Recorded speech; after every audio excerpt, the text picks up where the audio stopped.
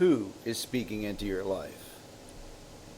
If you had two people standing beside you all day giving opposite advice, how long do you think before it would take for you to become very exhausted?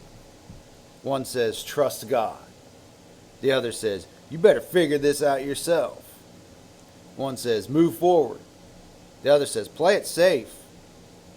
James says that's exactly what a double-minded believer experiences on the inside.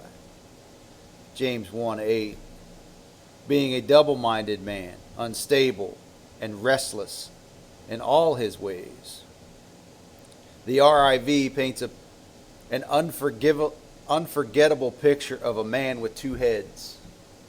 Each head is trying to tell him what to think, believe, and do. And that's what happens when our heart is divided. One voice speaks faith, the other speaks fear. One voice reminds us of God's promises, another reminds us of our problems.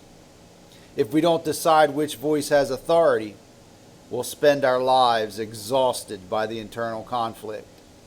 The issue isn't hearing the two voices. The issue is deciding which voice you will follow. Every morning, settle your heart before God. Tell yourself, God's word is my authority.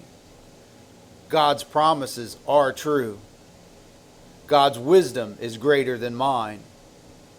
I will follow His voice today.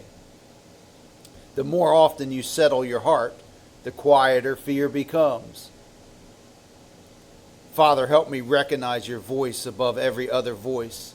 Teach me to trust you even when fear speaks loudly. Man, it's a powerful prayer. Remember this throughout the day. A settled heart knows which voice deserves to be followed. Think on that. See you next time.